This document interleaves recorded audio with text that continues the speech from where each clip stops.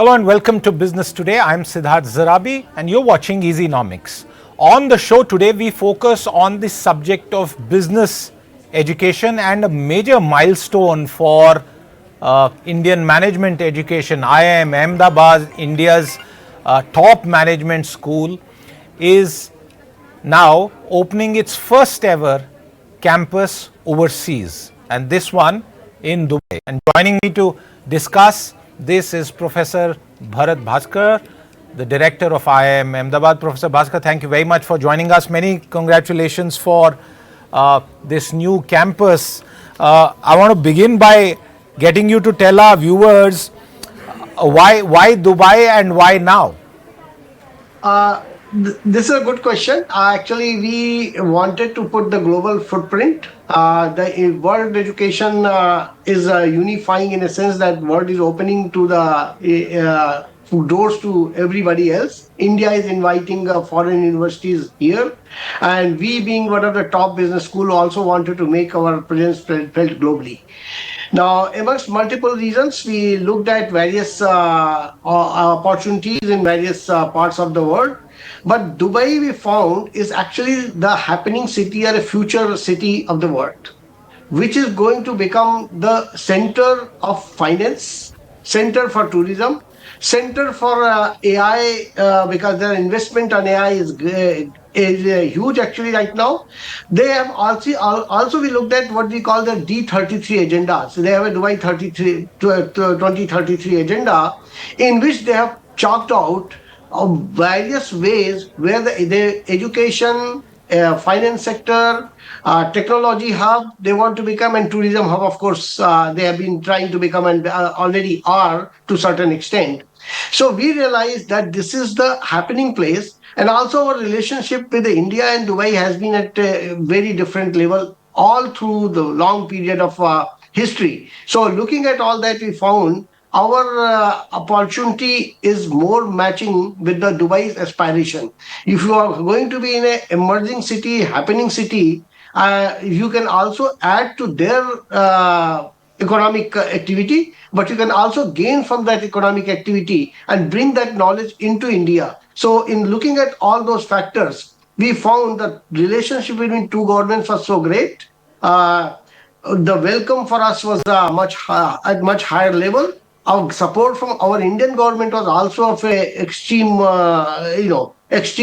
helpful in that regard. So then we found, being in this kind of environment where we can access the whole global south. You have talked about two things in the past 15 years. Our government, our honorable prime minister also have been talking about, of course, Viksit Bharat today and being leader of the global south. Now, Dubai also places us at a place from where we can actually be, at least in the education sector, leader of the global south, because we can reach out to Africa, we can reach out to various other in Northern Europe, and also the CIS countries, which are the new emerging places which are not so prominently featuring in the world economic stage right now. Absolutely. In fact, I want to also ask you about what kind of differentiated offering your institution will provide in Dubai, because very clearly there are over 10 global business schools in the UAE, including 2 from India. So how will IIM's offering be different? The fundamental difference is, if you look at from the business education landscape point of view, there are some business education institutes from India also there, but they are of the what I may call the tier 2 or level institutes which are there. And they're making a good contribution. I don't deny that. But then the tier 1 level institutes were not present from India. Now, when you look at the global perspective, most of the institutions there, which happen from the tier 1 category of the global standards, are running executive part-time, or they're treating it as a second extension campuses, just as an opportunity for them. While our commitment to Dubai campus is that we want to create a campus at par with the IIM Ahmedabad campus, meaning that quality of education we are going to guarantee of the same level which we are offering here. the case pedagogy which we bring and which is unique feature of our education in India, also we want to carry forward. We are also going to be differentiated because not only we are taking our 1 year flagship program from here to there, we are also customizing it over a period of time. So in addition to running this program, we have also started immediately a case research center there, which will be developing the cases on the Dubai businesses. So lots of Dubai business activities are happening, and nobody is documenting that activity. Dubai is every country has a different kind of a business environment and business operations. Now, having the cases of the Dubai environment, and I shouldn't call it Dubai, UAE, and a whole GCC environment cases, we'll be preparing the future managers and leaders who are fully accustomed to the business activities and business environment of that place. So that is other point which will bring unique is that our curriculum will have the same framework, but using the cases of the GCC countries and the Middle Eastern environment there. Also, we are guaranteeing, unlike the many of other places, we will carry the faculty from here. Most of the initial teaching will happen from here, and those we'll hire also in that campus, we'll bring them to this campus, let them learn and from each other, and also get the culture, accustomed to our culture of IIM Ahmedabad, and then permanently place them there. So, in that kind of environment, what we are bringing there is not just an extension or just another opportunity seeking situation. We are actually going there with a full wholeheartedness, ensuring the quality of the campus will be no less and the education imparted will be no less than what is being done at IIM Ahmedabad. So that is the big differentiation we are bringing. You did hint towards the geographical focus, but in terms of the student mix, what kind of student mix do you envisage? We know that the UAE is home to a very large Indian expat community. Do you expect a significant number of Indian students, or will this be more of an international composition? All right. See, the first batch when you're going to start is starting in September. We only had a less than 3 months window for admission process because we wanted to launch the program with a small batch so that at least the ball gets rolling, so that we can begin to set up our research center, bring their faculty, establish the faculty there, etc., and so on.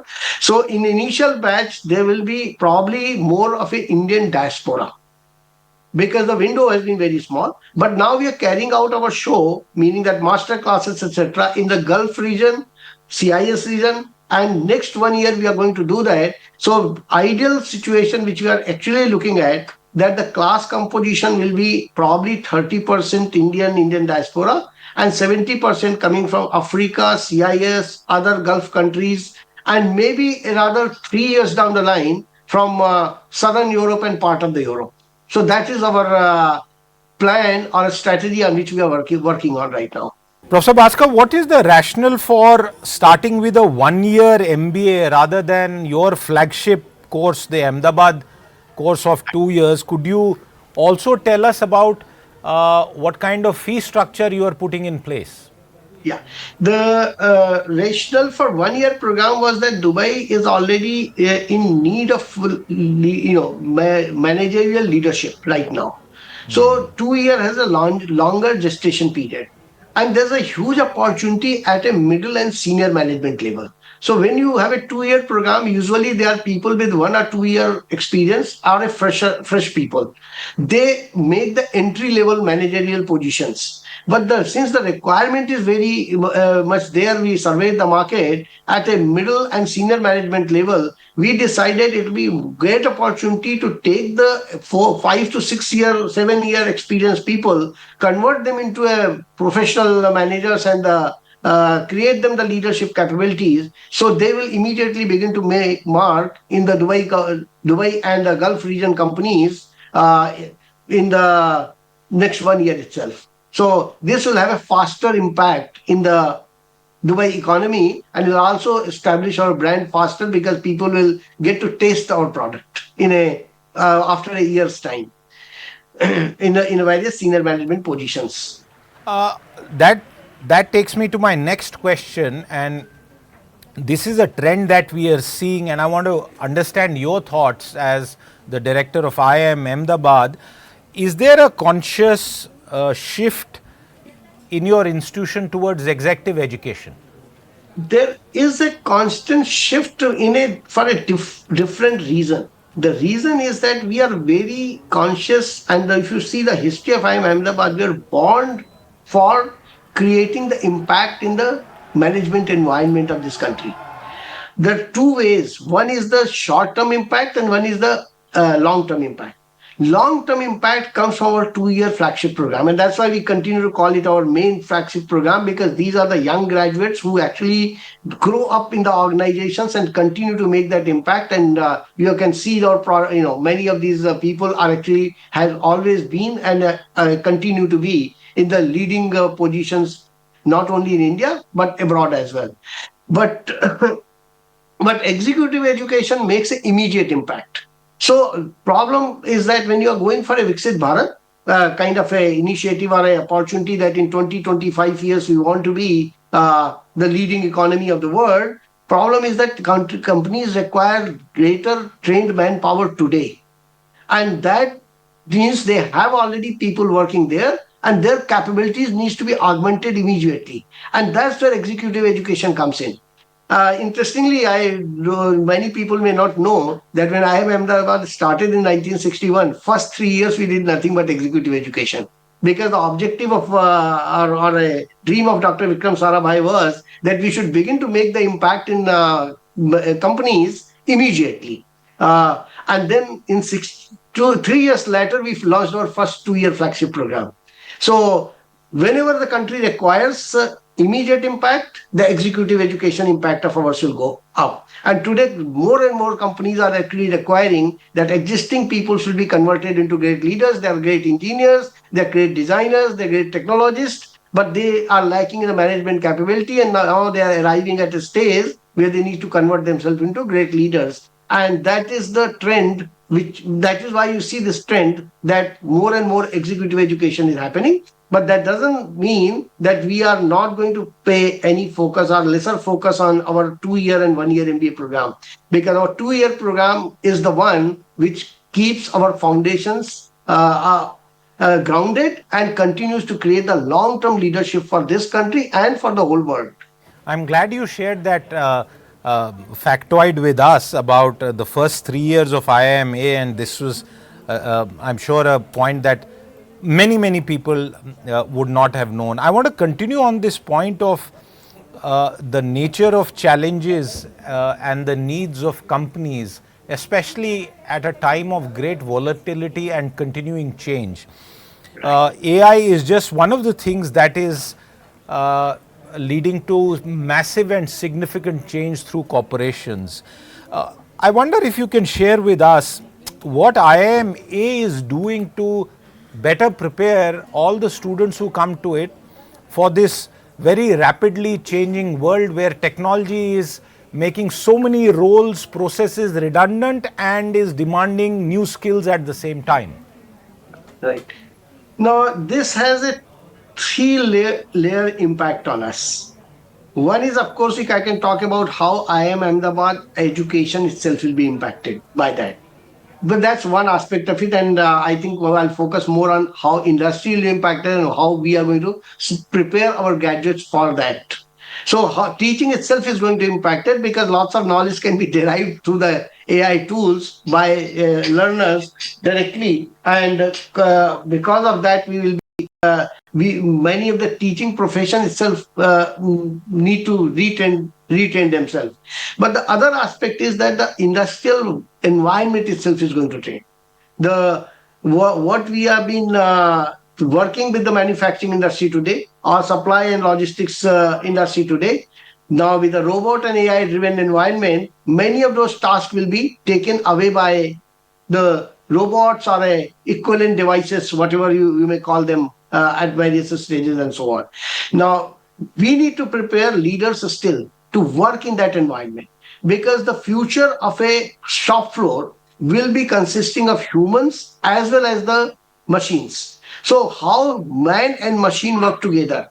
We are trying to now incorporate in our curriculum that how new supply lines will be, or supply chains and supply networks will be in that kind of environment. We are writing cases on that. We have established, that's why, a dedicated center called Center for Data Science and AI, whose objective is to understand how workplaces are going to be impacted, what kind of human leadership is going to be required for managing the human and machine hybrid shop floor, etc., and so on.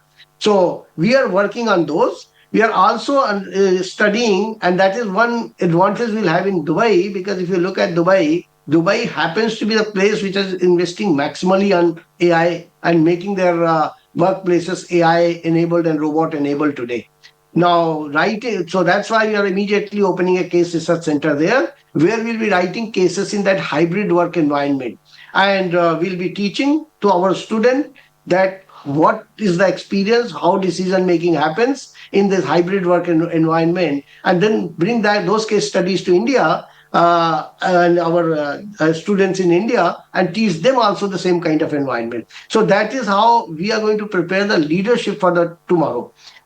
Also, we've been thinking, and this is a bit early stage, that should we go beyond Center for Data Science and AI and doing research there, or should we also launch our program, which are a technology-enabled management, or more techno managers program? We have not taken any decision on that. This will be a natural extension of our Center of Data Science and AI. So we have been trying to prepare ourselves as the changes are coming along in the marketplace as of today.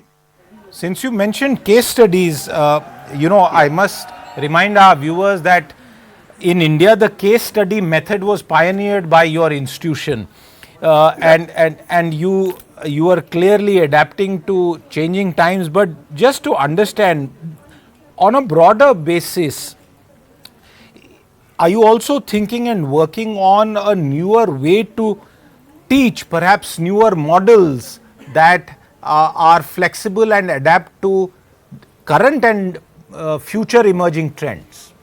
Right. The newer methods, which are going to be, of course, that 40-page case study. The whole idea of a case environment, a case teaching, was what?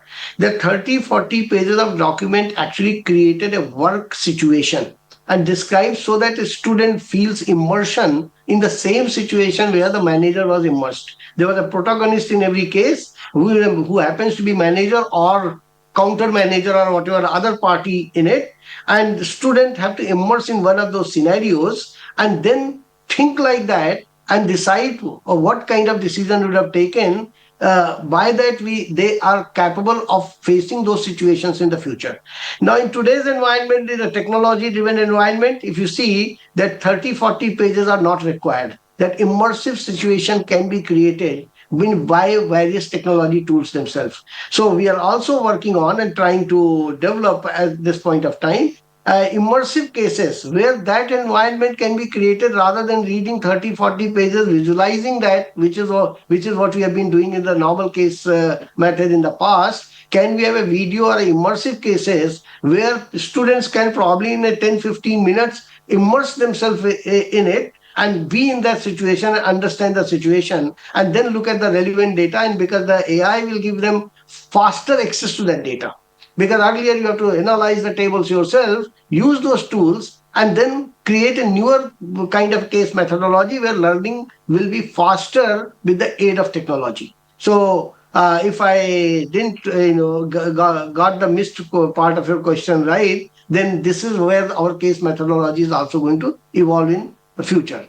I want to turn to another trend, and this is something that one's been noticing about, management schools backed by companies with very significant involvement. So there are multiple examples of this, and I wanted to understand your perspective on this trend as one of the foremost management educators in India, and what does it mean for your institution as well, this trend of corporate-backed management schools? Well, I think corporate backed management institutions are also a good initiative, because India has not been able to scale about the managerial output which you need to produce, or fresh leadership which you need to produce. We have not been able to scale and match the level which was required by the companies today. So any, and governments have a limited amount which can they can invest into the education, especially higher education, when it comes to higher education. So every corporate initiative is a good initiative.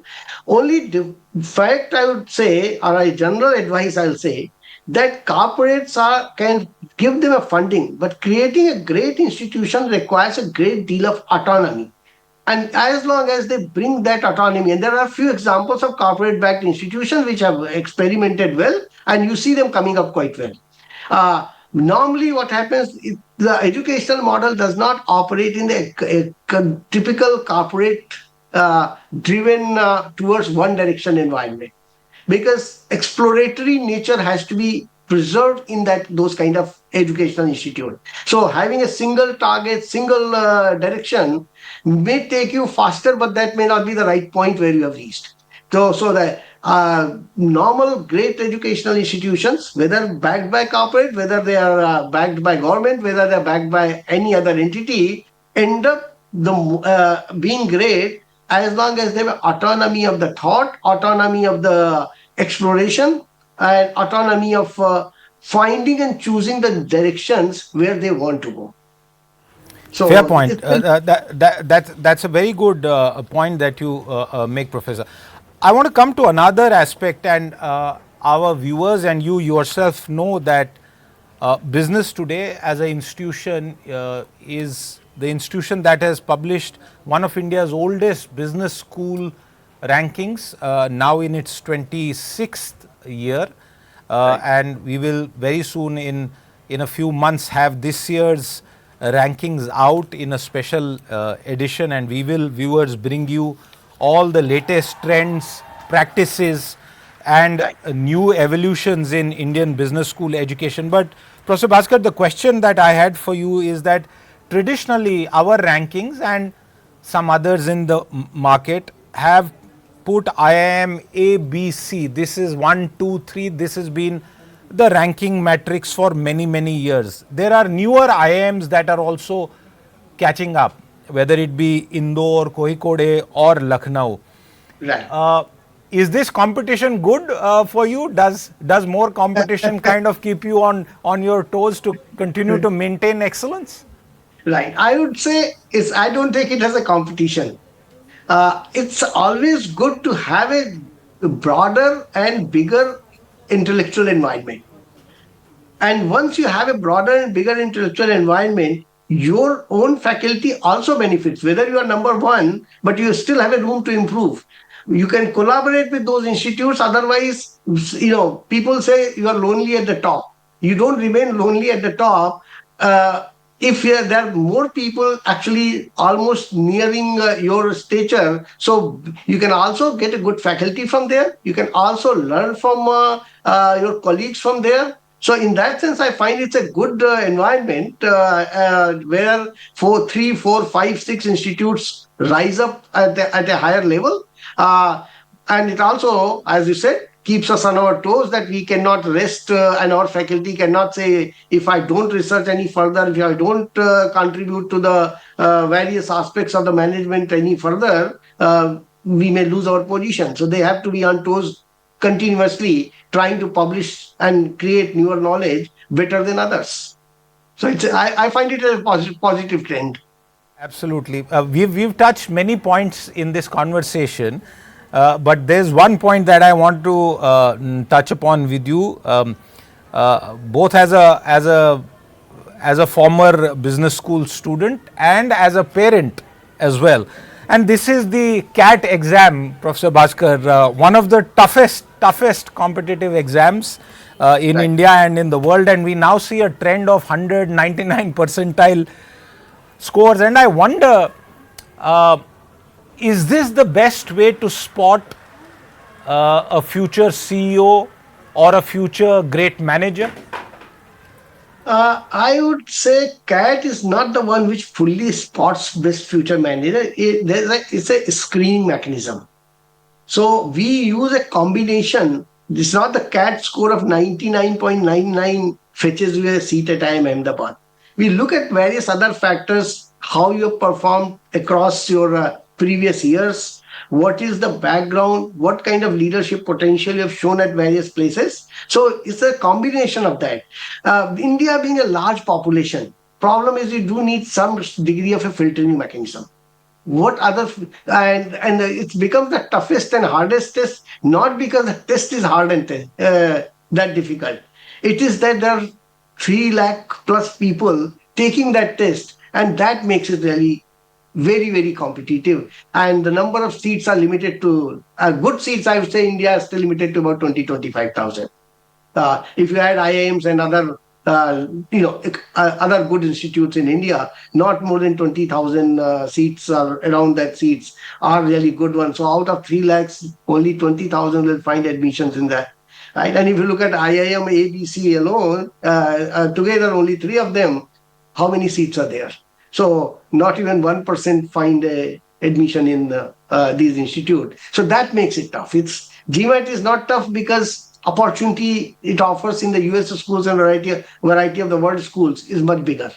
There's one more trend that our own reporting has captured in the recent past, and we hope to do more on this front, and this is increasing intake of female students, women, which is a great thing. Right. What is behind this? Is this sort of a manner of affirmative action that you and other institutions are focusing on? It is a DEI initiative, diversity initiative. Everybody has done their bit to a certain extent. I would say and to a great extent has been still maintaining the quality that we have done very small tinkering that will at least invite more for the interview, not any further benefit we'll give them. And that itself has given them opportunity. And this year we have gotten about 30% of our class as a female. Second part is the more female are also appearing because they're more getting into the higher education.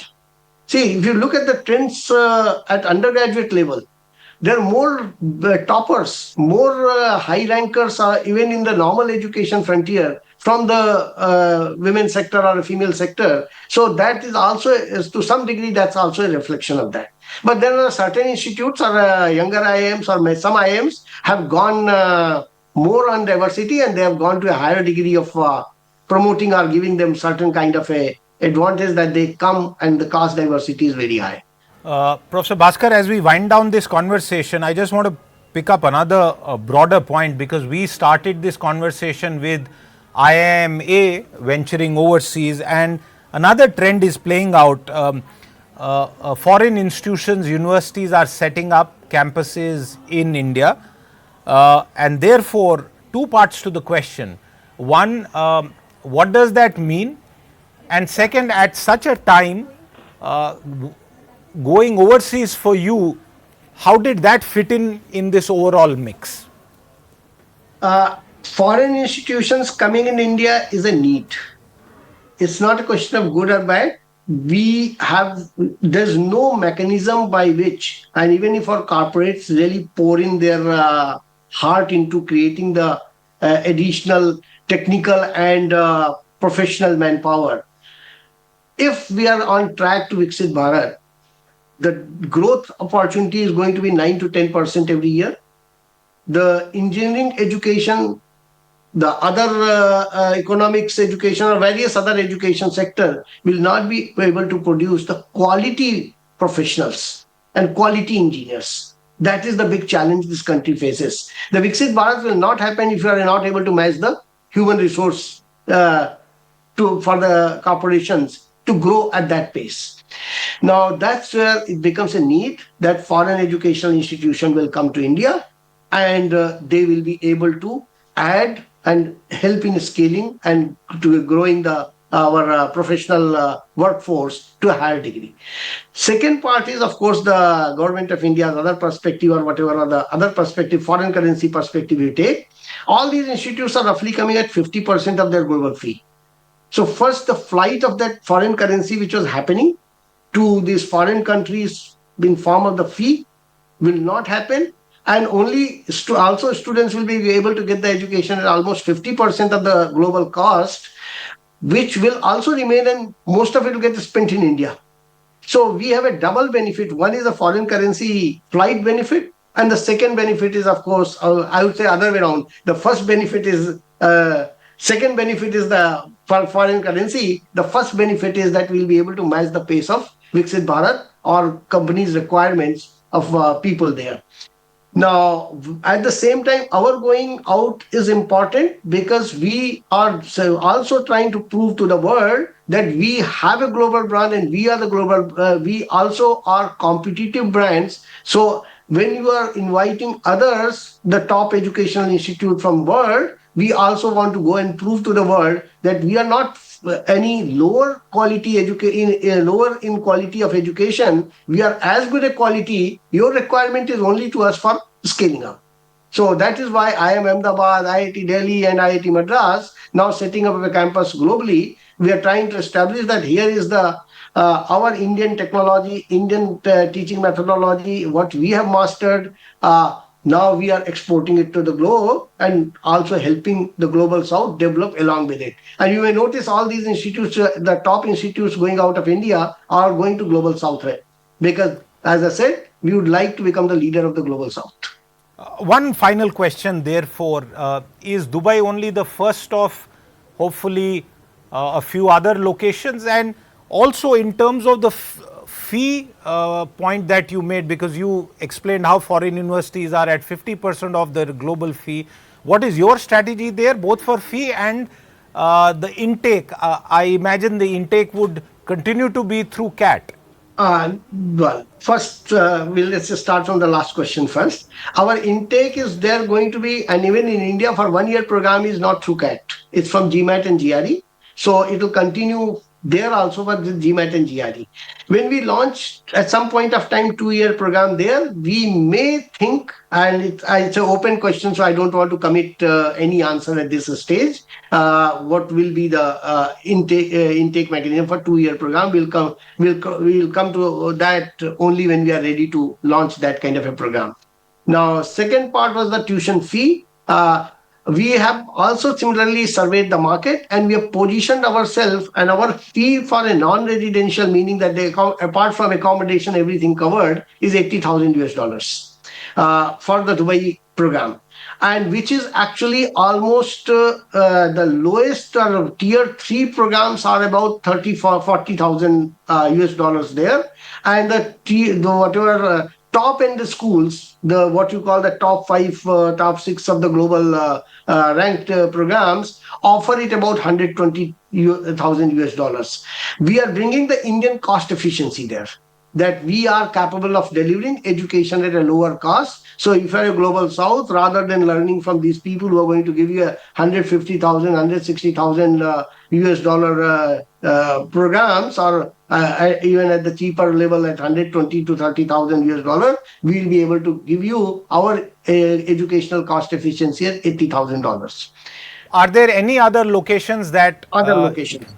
Yeah, we are right now focusing globally only on Dubai. And we would like it to become a large campus. By large, I mean that about we have laid out our 10-year plan, and we will have about 900 students there. So that is why we are not focusing on any other locations as of now. This experiment and this success of this Dubai campus may lead the future generation of IIM Ahmedabad to think about other opportunities, but it will be too early to comment on that at this stage. Professor Bhasker, I wish you, your current faculty, the entire administration and students of this institution all the very best, and like you said, to future generations of IIM Ahmedabad to take the Indian flag and install it at many other locations. Once again, all the very best for this initiative, and thank you very much for your time with us today. Thank you very much. We'll come back with more programming on the other side, viewers. Until then, goodbye. If you like the video, do like, comment, share and subscribe.